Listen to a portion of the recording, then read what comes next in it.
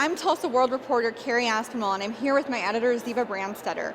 And we're here today to talk about the report released by the Department of Public Safety regarding the execution on April 29th of Clayton Lockett. Ziva, what did the report say? The report concluded that problems with the inmate's IV were largely to blame for the long execution, which is something we all knew. It really did not assess blame as to who improperly inserted the IV, so it kind of left some questions unanswered. It also pointed to a lack of training on the part of the doctor and the paramedic in terms of training for this particular execution, and made a number of recommendations for improvement. A big question that some of the people asked today that a lot of people wanted to know was this execution botched? Did they consider it botched? What did he say about that? Yes, so Michael Thompson had some interesting comments about that. Different people have different perspectives. And how you describe this execution is how you describe it. At the end of the day, the drugs that were used to execute inmate Lockett for the crimes that he committed worked. So whether or not you consider that botched or not, I can't control how people report the story. And so what else did Michael Thompson say about what the witnesses saw? And then you asked him specifically what he saw, right? Exactly. Yes, I asked him because he was a witness as well as in charge of this investigation. I asked him to tell us what he told his own investigators about what he saw. Well, I'm a little hesitant because I don't want to say exactly what's in I don't want to conflict with what I reported, but what I remember, because my interview's been some time ago, sure. From my vantage point, I did see him strain at one point against his restraints. I absolutely did see that, yeah.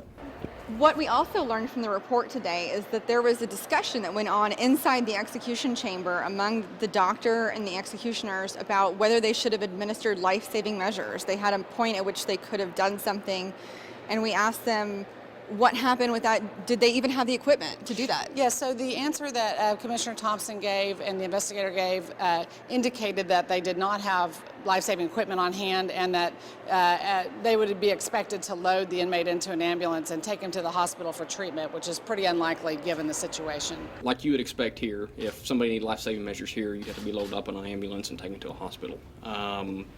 They would have had, ultimately, if the order had been given, which it was not, they would have had to have transported Vander Lockett to a hospital.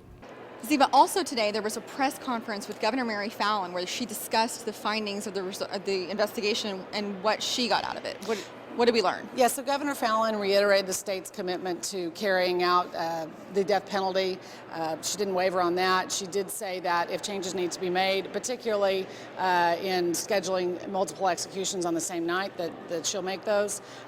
She said DOC will be given time to implement these changes, and the next execution is November 13th, and if DOC says that they're ready to go with that execution, the state will proceed, according to Governor Fallin.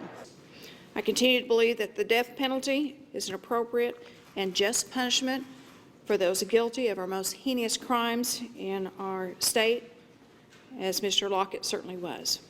The state's responsibility is to ensure that a sentence of death is carried out in an effective manner. Commissioner Thompson's report and his recommendations for improved DOC protocols can help us ensure that this high standard is met in Oklahoma. There have been a number of people who have told me that they felt there's been some effort to portray Lockett as a victim in this. Whether you believe this or how you move forward with your investigation or how you report this, that's up to you. I'm not trying to influence that. The thing that I'm asking, respectfully, is that you consider the family in this. Lockett left real victims in his wake. He shot a 19-year-old girl dead with a shotgun and buried her while she was still alive and laughed about it. That's cruel. And before he did that, he brutally raped her friend. And after he killed her, he brutally raped her friend again. So there are real victims in this, real victims.